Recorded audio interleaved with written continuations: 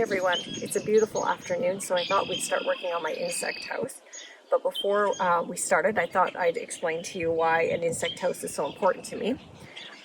So last spring, I purchased 3 Saskatoon bushes from my local nursery, and so they're doing really, really well, but they should be blooming in a little, or making buds and blooming, and then we're going to need those pollinators to come and pollinate so that we actually get some berries this year. Hopefully we get some berries. Later this summer I'm actually going to try and take you out to see the wild Saskatoons later on, because I love to pick Saskatoons. So if you guys want to follow me, here's another little Saskatoon bush. And this one seems to be a little bit behind the other 2. Over here is where I'm planning to put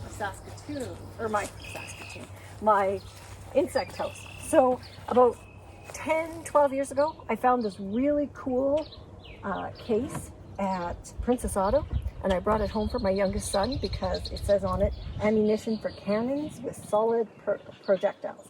I thought he would think it's the best thing ever that Mom could bring. Apparently I was wrong. So I've kept it in the shed forever, and now figured out I can make an insect house. So we need, in our insect house, lots of little cubby holes and places for our bugs to go. So first of all, I want to make sure it's weighed down enough so that if the wind comes up, that it doesn't blow. So I put out on Facebook that I needed some bricks. Lo and behold, my good friends Aaron and Lyndon Walker dropped by later on that afternoon with some beautiful bricks for me. So small towns are great when you know the right people. So we are just going to stack bricks in here, however they'll go.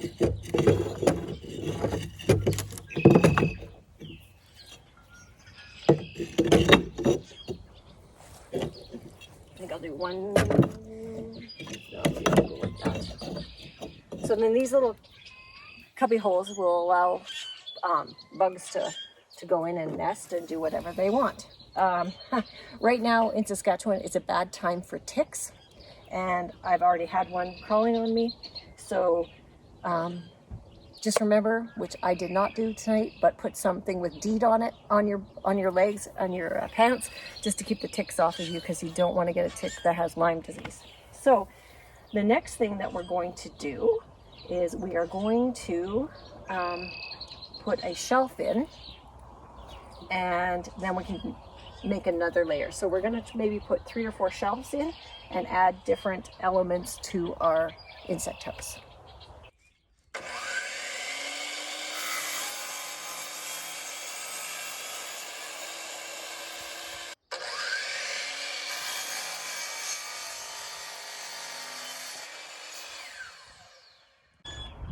Okay, so as you just saw, I cut the boards. I failed to mention that I ran out into our barnyard where we had old corral panels that we aren't using anymore because we don't have cattle anymore. So I thought, let's use this lumber. With the price of lumber, it's really expensive, and why not reuse when we can? So just gonna stick this in, and because it's sitting on the bricks, I am not going to need any support shelves. So that one worked really good in there. Okay, so I also went out into the yard and I found some old dead logs, and so this is really cool old wafer-like wood, which bugs can get in there and nest. So we're gonna lay some down. Okay, and we're just gonna fill this up so that got a nice little layer in here of just some deadfall. Well, there's already some bugs in this deadfall, so we'll give them a new home. Okay. A few more pieces. Okay, so what I'm gonna do is, because I don't think I need another shelf quite yet, I'm going to try and put the pine cones on next, and we'll see if it actually will stay without needing a shelf. Okay, so we have tons of fir trees in our yard, especially in the front yard, which you can't see at the moment, but we're just going to add these beautiful pine cones because I went around the yard and picked them up.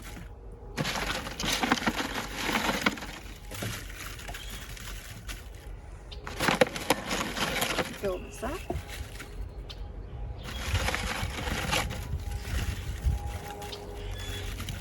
And don't worry, I know they're falling out, but I am going to add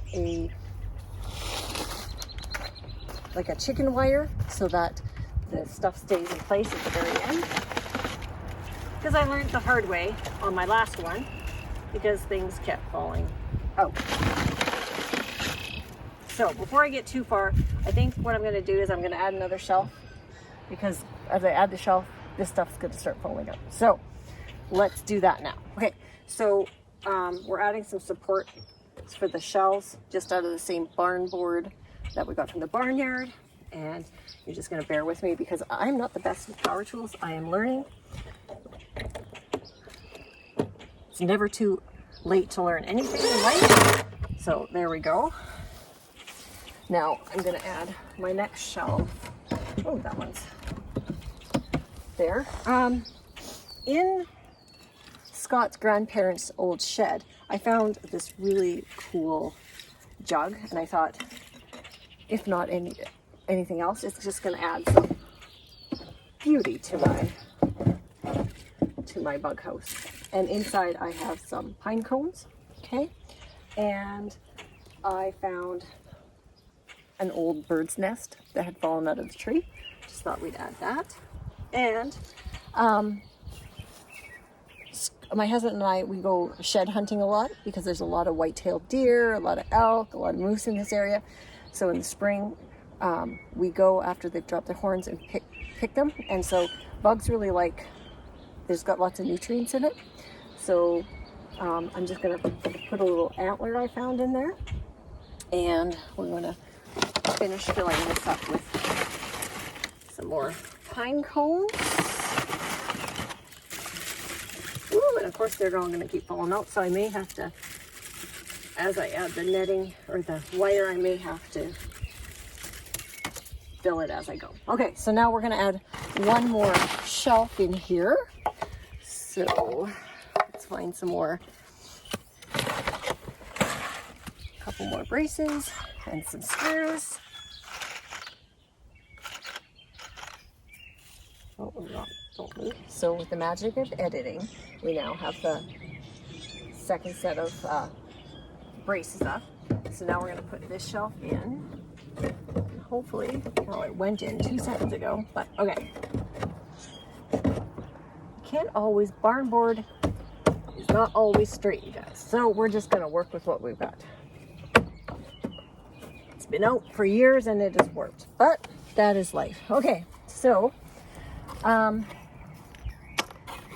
to help with the pollinators, because our leaf cutter bees are going to be out, the males are out probably already, and the females are probably coming, and they're going to be needing places to lay their eggs. So I had a bee house last year, but unfortunately it didn't weather very well. So I pulled out the little tubes, and we're just going to place them in here. So we are just going to fill this up as we go along. And this may take longer than I think. So we may cut out for a little while, and you may come back and it will be filled. So okay, so managed to get all the little tubes in. I put up a space divider here because I didn't have enough tubes to fill the whole thing. So now we're just going to add a little bit of wood for whatever bug might want some wood to hang out in. The spiders are already all over this wood, so they'll be be like having a new home here. All right, so, okay, that's go in there like that. Okay, so what I'm now gonna do is I'm going to get my chicken wire. I think that's what it's called, poultry netting, if you want to use the correct lingo.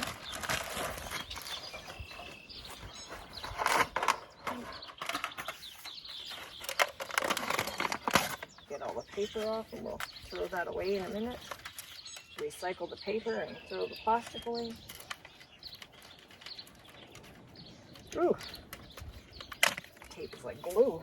Okay, so what I'm really concerned about mostly is the pine cones falling out. So what I think I'm going to do is just pine cone or net that little bit off so that they don't fall off or fall out.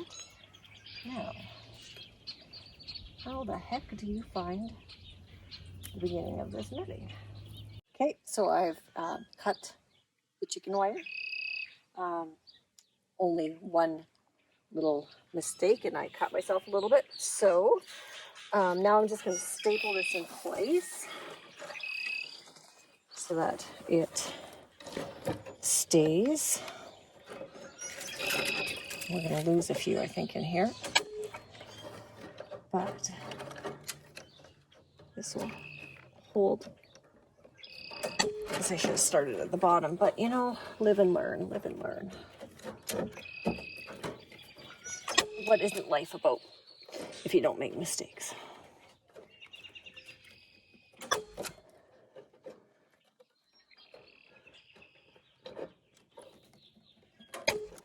Nope, that one didn't work. Try again.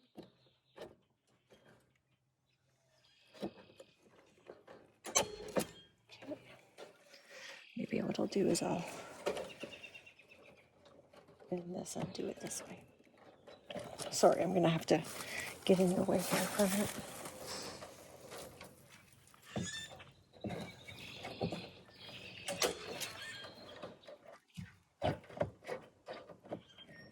Good thing that, oops, no young children around here, so I don't have to worry about. That's not working as well as I first thought it would, you guys. Maybe better over here. I'll just do that and then I'll bend it over after. Okay. Same deal over here.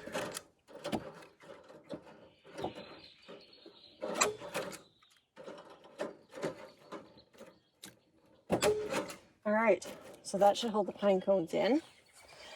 Okay, so what we're gonna do now that that's all finished, probably throughout the year I'm still gonna add little things as I find them because I'm always a treasure hunter and I like to find cool things in nature.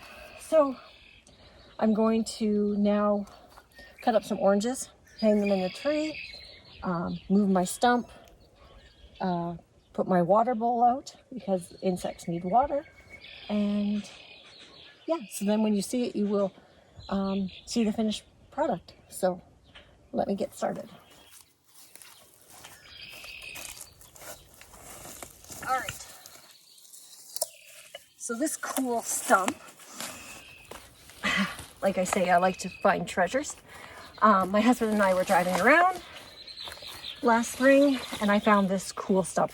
If you look, it's got a hole in the middle. I mean, how cool is that, right? So unfortunately, when we found it, it was still attached to the ground. So we ran home and got the chainsaw and my wonderful husband cut it off for him. So we're gonna set that there. And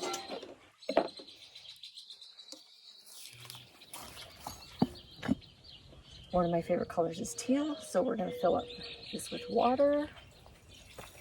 So insects or butterflies or even the birds can come and have a drink. We change this water every day so it's nice and fresh.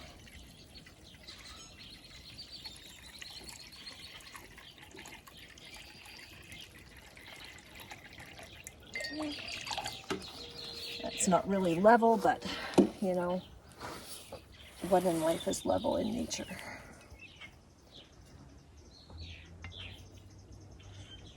All right, I may have to do some work on that after. Okay, so I'm going to cut up the oranges, hang them up, and then I'm going to move some rocks around.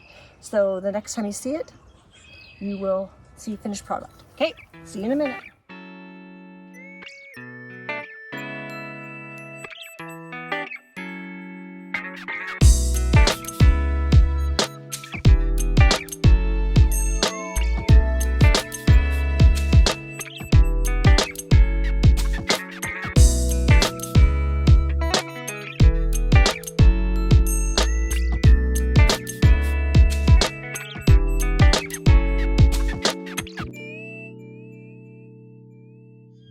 Okay everybody, so my insect house is done.